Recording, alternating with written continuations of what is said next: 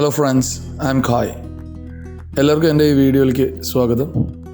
ഇന്ന് നമ്മളൊരു കൊടൈക്കനാൽ ഒരു ട്രിപ്പിൻ്റെ വീഡിയോ ആണ് നിങ്ങൾ കാണാൻ പോകുന്നത്.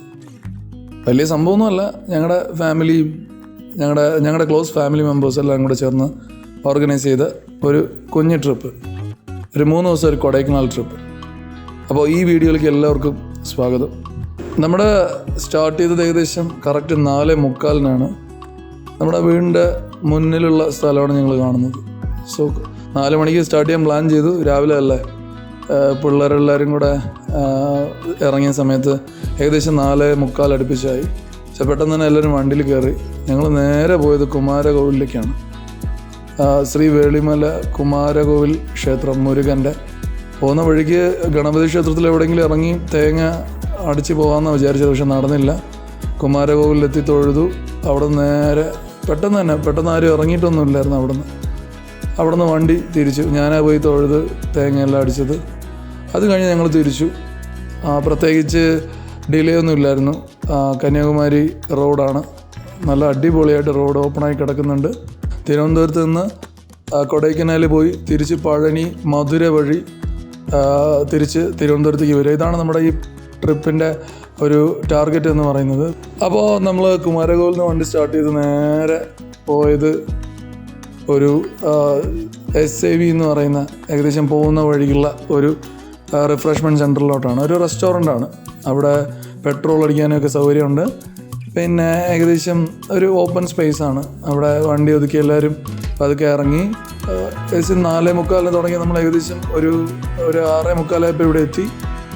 ചായ എല്ലാം കുടിച്ചു. ചായ വടയൊക്കെ കഴിച്ചു. നല്ല ടേസ്റ്റ് ഉണ്ട്. ശരിക്കും അവിടെ നിന്ന് ഭക്ഷണം കഴിച്ചാൽ മതിയായിരുന്നു. എന്നാലും നമ്മൾ പ്ലാൻ പ്രകാരം ഒരു ചായ എല്ലാം കുടിച്ച് അവിടെ നിന്ന് വണ്ടി സ്റ്റാർട്ട് ചെയ്തു. ഇടയ്ക്ക് കുറേ ഫോട്ടോസൊക്കെ എടുത്തു. അപ്പോൾ നമ്മളിത് ആദ്യമായിട്ടാണ് ഈ ഒരു റിലേറ്റീവ്സായിട്ട് ട്രിപ്പ് പോകുന്നത്. അപ്പോൾ എല്ലാവരുടെയും ഒരു ഐസ് ബ്രേക്കിംഗ് സ്റ്റേജ് എത്തിയിട്ടില്ല. പരസ്പരം അങ്ങനെ കമ്മ്യൂണിക്കേറ്റ് ഒന്നും ചെയ്യുന്നില്ല വലുതായിട്ട്. അപ്പോൾ ഞാൻ പതുക്കെ സെൽഫി സ്റ്റിക്കെല്ലാം എടുത്ത് എല്ലാവരെയും ഒന്ന് ഉണർത്താൻ ശ്രമിച്ചു. അപ്പോൾ എല്ലാവരും സെൽഫിക്കൊക്കെ റിപ്ലൈ ചെയ്യുന്നുണ്ടായിരുന്നു. അപ്പോൾ അതൊക്കെ ഒക്കെ പറഞ്ഞ് നിൽക്കുന്നു.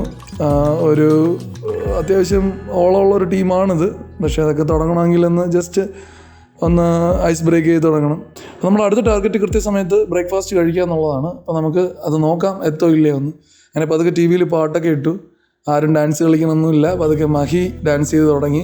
അത് കണ്ട് പതുക്കെ ബാക്കിയുള്ള കുട്ടികളും എല്ലാവരുമൊക്കെ പതുക്കെ ഒരു ഡാൻസിങ് മൂഡിലോട്ട് വന്നു. അതോടൊപ്പം തന്നെ എല്ലാവരും ഒന്ന് പരസ്പരം കമ്മ്യൂണിക്കേറ്റൊക്കെ ചെയ്ത് തുടങ്ങി.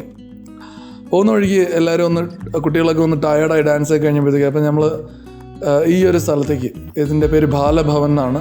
ഇതൊരു റെസ്റ്റോറൻ്റാണ്. അത്യാവശ്യം ഓക്കെയാണ് ഈ റെസ്റ്റോറൻറ്റ്. നല്ല ഫുഡാണ്, പ്രത്യേകിച്ച് ഒരു പ്രോബ്ലം ഇല്ല. AC നോൺ AC ഉണ്ട്. നമ്മൾ ചൂടായതുകൊണ്ട് AC ഓപ്റ്റ് ചെയ്തു. ഇഡ്ഡലിയും വടയും മസാല ദോശയും പൂരിയൊക്കെ ഉണ്ട്. പലരും പല ഫുഡാണ് കഴിച്ചത്. അവിടെ നിന്ന് പുറത്തിറങ്ങി നേരെ ഈ ലൊക്കേഷൻ്റെ ഫ്രണ്ടിൽ കുട്ടികൾക്ക് കളിക്കാനൊക്കെ ഒരു സ്പേസ് ഉണ്ട്.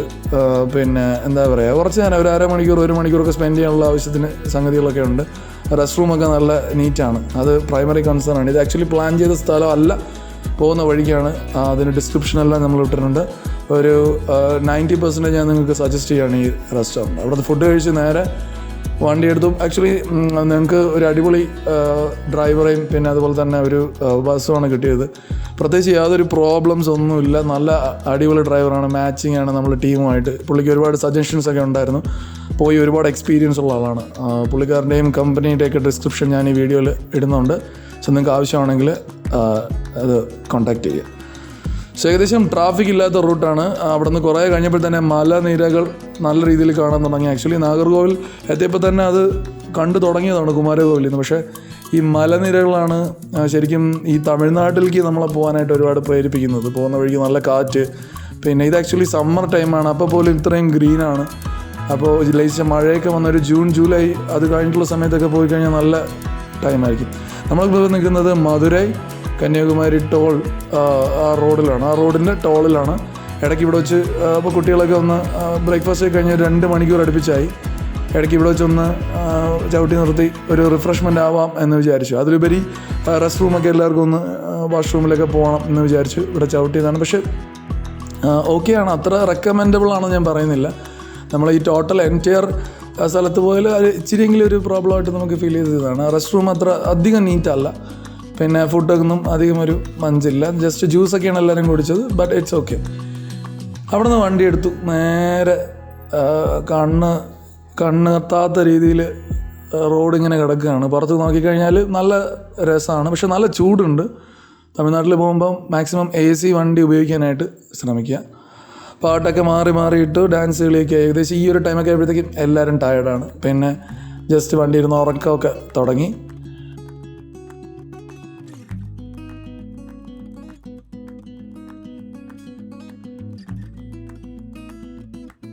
അവിടുന്ന് നേരെ നമ്മൾ പോയത് ശ്രീ ശരവണ ഭവൻ റെസ്റ്റോറൻറ്റിലാണ്.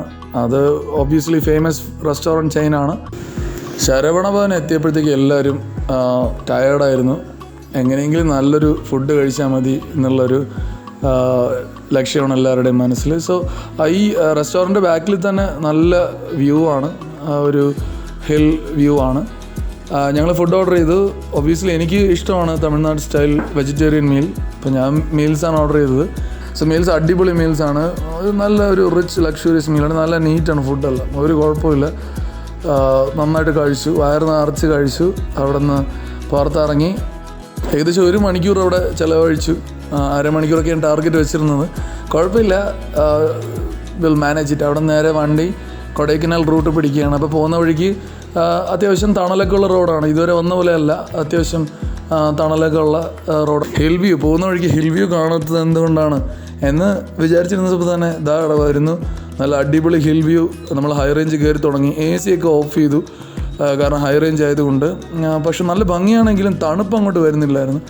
ഞങ്ങൾ പതുക്കെ ക്യാമറ എടുത്ത് ജനലിൻ്റെ അവിടെയൊക്കെ ഇങ്ങനെ ഇട്ട് നല്ല അടിപൊളി ഹിൽ വ്യൂ ഒക്കെ നോട്ട് ചെയ്തെടുക്കുന്നുണ്ടായിരുന്നു. പോകുന്ന വഴിക്കുള്ള വ്യൂ ഒക്കെ നല്ല ഭംഗിയുള്ളതാണ്. ഇടയ്ക്ക് ഇറങ്ങാനൊക്കെ തോന്നി, പക്ഷേ അങ്ങനെ ആരും ഇറങ്ങുന്ന കണ്ടില്ല. അതുപോലെ തന്നെ അത്ര സേഫ് അല്ലാത്തതുകൊണ്ട് നമ്മൾ ഇറങ്ങിയില്ല. കൊടൈക്കനാൽ എത്തി എന്ന് മനസ്സിലായത് ഈ വെള്ളച്ചാട്ടത്തിൻ്റെ അടുത്ത് എത്തിയപ്പോഴാണ്. പക്ഷേ ചൂടില്ല, എന്നാൽ തണുപ്പ് ഇങ്ങനെ ചെറുതായിട്ട് അടിച്ച് തുടങ്ങുന്നുള്ളൂ. ഒരു പൊന്മുടി ലെവൽ തണുപ്പേ ഉണ്ടായിരുന്നുള്ളൂ. വെള്ളച്ചാട്ടത്തിൻ്റെ അവിടെ നിർത്തി കുറച്ച് വെള്ളമുള്ളൂ. അവിടെ നിന്ന് ഫോട്ടോസൊക്കെ എടുത്തു, ചായയൊക്കെ കുടിച്ചു. മറ്റേ ക്യാരറ്റ്, റാഡിഷ്, പിന്നെ അങ്ങനെയുള്ള ഷോപ്സൊക്കെ ഒരുപാടുണ്ട്. അവിടെ നിന്ന് തന്നെ ഒരു ചെറിയ ഗ്ലാസ് മേടിച്ചു, 100 രൂപയുടെ ഗ്ലാസ്, അടിപൊളി. അവിടെ നിന്ന് നേരെ വണ്ടി സ്റ്റാർട്ട് ചെയ്തു. നമ്മൾ ലേക്ക് കൊടൈക്കനാൽ എത്തി. നമ്മൾ പോയിന്റിലെത്തി. നമ്മൾ താമസിക്കുന്ന വീടാണിത്. ഈ വീട് നമ്മൾ വില്ലയാണ് കംപ്ലീറ്റായിട്ട് ബുക്ക് ചെയ്തതാണ്. അത്യാവശ്യം റീസണബിളാണ്, പിന്നെ ഉള്ള ലൊക്കേഷൻ നല്ലതാണ്. എല്ലാവരും എത്തി. ഏകദേശം ഒരു 4 മണിയോട് അടുപ്പിച്ച് നമ്മളെത്തി. ഫുഡൊക്കെ കഴിച്ചതുകൊണ്ട് എല്ലാവരും നല്ല ടയേർഡാണ്. സോ നമ്മുടെ ഇനീഷ്യൽ പ്ലാൻ വന്നിട്ട് പെട്ടെന്ന് എല്ലാവരും ഫ്രഷപ്പായിട്ട് സൈറ്റ് സീയിങ്ങിന് പോകാമെന്നായിരുന്നു. എനിക്ക് സത്യം പറഞ്ഞാൽ താല്പര്യമില്ലായിരുന്നു. അവിടെ ആ ലൊക്കേഷൻ അടിപൊളിയാണ്, അവിടെ ഒന്ന് നിങ്ങളെല്ലാവരും കാണിക്കണം, അതൊന്ന് ഷൂട്ട് ചെയ്യണമെന്നുണ്ടായിരുന്നു. കാരണം ലൊക്കേഷൻ ഇത്രയും ബ്യൂട്ടിഫുൾ ആണെന്ന് വിചാരിച്ചിരുന്നില്ല. സോ താമസിക്കുന്ന സ്ഥലത്ത് ടെറസിൽ കയറി അത്യാവശ്യം ഷോട്ട്സൊക്കെ എടുത്തു. ഈവനിങ് ഒരു സൺസെറ്റിനോട് അടുക്കുമ്പോൾ നല്ല തണുപ്പുണ്ടായിരിക്കും എന്ന് പറഞ്ഞ് കയറി ഒരു അരമണിക്കൂർ കഴിഞ്ഞില്ല. കൊടൈക്കനാൽ ആസ് യൂഷ്വൽ ഒരിക്കലും പ്രെഡിക്റ്റ് ചെയ്യാൻ പറ്റാത്ത ഏരിയ ആയതുകൊണ്ട് നല്ല തണുപ്പ് അടിച്ചു തുടങ്ങി. ഇപ്പോൾ എല്ലാവരും പതുക്കെ പോക്കറ്റിലൊക്കെ ആയിട്ട് തുടങ്ങി. തണുപ്പൊക്കെ വന്നു. ഞാനിപ്പോൾ പതുക്കെ എൻ്റെ ക്യാമറ എടുത്ത് ജസ്റ്റ് ലഗേജൊക്കെ വെച്ചിട്ട് ഞങ്ങൾ താമസിക്കുന്ന ലൊക്കേഷനിൽ ഒന്ന് താഴോട്ട് നടന്നു. കൊടൈക്കനാൽ എത്രയ്ക്ക് ഭംഗിയാണ്, ഓക്കെ, സമ്മതിച്ചു. പക്ഷേ കൊടൈക്കനാൽ ഒരു മിസ്റ്റിക് ബ്യൂട്ടി ഉണ്ട്. അതെനിക്ക് ഹൈ റേഞ്ച് കയറിയപ്പോൾ മനസ്സിലായി. ഞാനിവിടെ പണ്ട് വന്നത് ഏകദേശം 16 വർഷം മുൻപാണ്. 2006 സ്കൂളിൽ പഠിക്കുന്ന സമയത്ത്, 10ാം ക്ലാസ്സിൽ പഠിക്കുന്ന സമയത്ത് വന്നതാണ്. അപ്പോൾ അന്ന് ഞാൻ ലേക്കിലൊക്കെ വീഴുണ്ടായി, അത് ഞാൻ പിന്നെ പറയാം. അപ്പോൾ അതുകൊണ്ട് ചെറിയ പേടിയാണ് കൊടൈക്കനാൽ എന്ന് കേൾക്കുമ്പോൾ തന്നെ. അപ്പോൾ കൊടൈക്കനാലിൽ ഒരു മിസ്റ്റിക് ബ്യൂട്ടി ഉണ്ടെന്ന് എനിക്ക് അന്നേ തോന്നിയിട്ടുള്ള കാര്യമാണ്. അതുകൊണ്ട് ക്യാമറ എടുത്തൊന്ന് പുറത്തേക്ക് ഇറങ്ങി. അത് ശരി തന്നെയാണെന്ന് നിങ്ങൾക്ക് തോന്നിയിട്ടുണ്ടോ? കുറച്ച് പേർക്കെങ്കിലും തോന്നിയിട്ടുണ്ടെങ്കിൽ അത് കമൻറ്റ് ചെയ്യുക. ഈ സ്കോട്ട്ലൻഡിനൊരു മിസ്റ്റിക് ബ്യൂട്ടി ഉണ്ട്. യു കെയിൽ സ്കോട്ട്ലൻഡ് ഇംഗ്ലണ്ടോട്ട് കമ്പയർ ചെയ്യുന്നുണ്ട്. അതുപോലെ തന്നെയാണ് കൊടൈക്കനാൽ എന്ന് എനിക്ക് എപ്പോഴും തോന്നിയിട്ടുണ്ട്. ഒരു ഹോണ്ടിങ് പ്ലേസ് ആണെന്ന് അഭിപ്രായമുള്ളവർ തീർച്ചയായിട്ടും അത് കമൻറ്റ് ചെയ്യുക. നേരെ താഴേക്ക് ഇറങ്ങിയപ്പോൾ ഇവിടെ ഒരു പൊട്ടിപ്പൊളിഞ്ഞ ഒരു പഴയ ബംഗ്ലാവ്, ശരിക്കും ഒരു ഗോസ്റ്റ് ഫീലുള്ളൊരു ബംഗ്ലാവാണ്. ഞാൻ പതുക്കെ അത് ഷൂട്ട് ചെയ്തു. പതുക്കെ തുറന്നകത്ത് ഇറക്കി നോക്കി, പക്ഷേ ലോക്ക് ചെയ്തൊക്കെയാണ്. പിന്നെ ഇവിടെ എൻ്റെ താഴോട്ടൊരു വഴിയുണ്ട്. താഴോട്ട് ഇറങ്ങിക്കഴിഞ്ഞാൽ അതൊരു വാലിയാണ്, താഴോട്ടുള്ള എല്ലാ വ്യൂസും കിട്ടും. പക്ഷേ കുറച്ച് റിസ്ക്കിയാണ്, എന്നാലും അത് കംപ്ലീറ്റ്ലി ലോക്ക് ചെയ്തൊക്കെയാണ്. അപ്പോൾ അതുകൊണ്ട് അങ്ങോട്ട് പോകാൻ പറ്റത്തില്ല. ഞാൻ പതുക്കെ ലെഫ്റ്റ് തിരിഞ്ഞ് സ്ട്രൈറ്റ് നടക്കാൻ പോയി. വേറെ ഒന്നുമല്ല, കുറച്ച് വാലിയുടെ വ്യൂസ് എടുക്കാനാണ് ഞാൻ പ്ലാൻ ചെയ്തത്. അടിപൊളിയാണ്, തണുപ്പ് കയറി വരുന്നു. ഞാനൊരു ഷോർട്ട്സും ടീഷർട്ടുമാണ് ഇട്ടിട്ടുണ്ടായിരുന്നത്. അത് പോരാന്നുള്ള രീതി തോന്നി. ഈ ഒരു സമയത്ത് തണുപ്പ് ഇടിച്ച് കയറാൻ തുടങ്ങി. നല്ല രീതിയിൽ ഫ്ലക്ച്വേഷൻ കൊടൈക്കനാലിൽ ഉണ്ട്. ലൈക്ക് പെട്ടെന്ന് നിന്നത് പിന്നെ തണുക്കും കൊടൈക്കനാൽ. അതെനിക്ക് ഇന്ന് ഇവിടെ വെച്ച് ഫീൽ ചെയ്തു. ഏകദേശം നമ്മൾ ഈ സമയത്ത് ഇതൊക്കെ ഷൂട്ട് ചെയ്യുന്ന സമയത്ത് ഒരു 20-ന് താഴെ ഒരു 19-18 ഉണ്ടായിരുന്നു. ഞങ്ങൾ ഇടയ്ക്ക് നോക്കുന്നുണ്ടായിരുന്നു. രാത്രി ഒരു 12-13 ആവും എന്ന് ഇവിടെ ഈ ഞങ്ങൾ താമസിച്ച വില്ലയിലെ സ്റ്റാഫ്സ് പറയുണ്ടായി. അപ്പോൾ പ്രധാനമായിട്ടും നിങ്ങൾ ഈ കൊടൈക്കനാലിൽ താമസിക്കുന്ന സ്റ്റേ എടുക്കുന്നില്ല, ഇതുപോലെ ജസ്റ്റ് മാറി, ഇതിപ്പോൾ ലേക്കിൽ നിന്ന് കുറച്ച് മാറി ഒരു 1.5 കിലോമീറ്റർ മാറിയിട്ടാണ് ഈ ഒരു പ്ലേസ് ലൊക്കേറ്റ് ആയിട്ടുള്ളത്. ജസ്റ്റ് ഒരു സിറ്റി പോലത്തെ സ്ഥലത്ത് ഒരു വ്യൂ ഇല്ലാതെ ഒരു ആംബിയൻസ് ഇല്ലാത്ത സ്ഥലങ്ങളിൽ താമസിക്കുന്നതിന് പകരം ഞാൻ നിങ്ങൾക്ക് സജസ്റ്റ് ചെയ്യുന്നത് ഇതേപോലുള്ള ലൊക്കേഷൻസാണ്. ലൈക്ക് നാച്ചുറലായിട്ടുള്ള, വളരെ ലോൺലി ആയിട്ടുള്ള, എല്ലാവർക്കും പിന്നെ പ്രൈവസി. വില്ലാസൊക്കെ ചൂസ് ചെയ്യുമ്പോൾ പ്രത്യേകം വിളിച്ച് ചോദിക്കുക, ഇതുപോലെ പ്രൈവസി ഉണ്ടോ, അല്ലെങ്കിൽ നമ്മൾ നിൽക്കുന്ന സ്ഥലത്ത് നമ്മൾ മാത്രം എന്നുള്ളൊരു സെറ്റപ്പ് എനിക്ക് തോന്നി. അങ്ങനെ അവിടെ നിന്ന് അതൊക്കെ ഷൂട്ട് ചെയ്ത് കഴിഞ്ഞ് പതുക്കെ ഞാൻ റൂമിലേക്ക് കയറി. അക്കോമഡേഷനിൽ തിരിച്ചെത്തിയപ്പോൾ ഞാൻ കണ്ടത് ഈ ഒരു പാട്ടും ഡാൻസുമാണ്.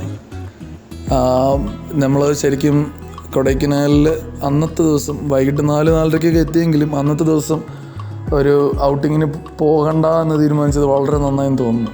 കാരണം ഒരു യാത്രയ്ക്ക് പോയിട്ട് ഒരുപാട് കറങ്ങി തിരിഞ്ഞ് ഒരുപാട് സ്ഥലങ്ങളിലൊക്കെ പോയി അത് വെറുതെ ഭക്ഷണം കഴിച്ച് അങ്ങനെ കളയുന്നതിനെക്കാട്ടിലും എല്ലാവരും ഒരുമിച്ച് കുറച്ച് നേരം ഒരു സമയം സ്പെൻഡ് ചെയ്യാന്നുള്ളത് വളരെ ഇമ്പോർട്ടൻ്റ് ആയിരുന്നു തോന്നി.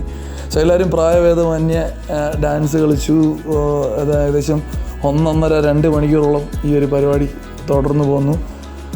ഒരു യാത്രയുടെ ഏറ്റവും ഇമ്പോർട്ടൻ്റ് ഘടകം ആ യാത്രയിലുള്ള യാത്രക്കാരുടെ ഒരു കോർഡിനേഷനാണ്, ഒരു കെമിസ്ട്രി ആണെന്ന് മനസ്സിലായി. ആദ്യമൊക്കെ ജാട കാണിച്ചിരുന്ന ആൾക്കാരൊക്കെ പതുക്കെ പുറത്തേക്ക് ഇറങ്ങി.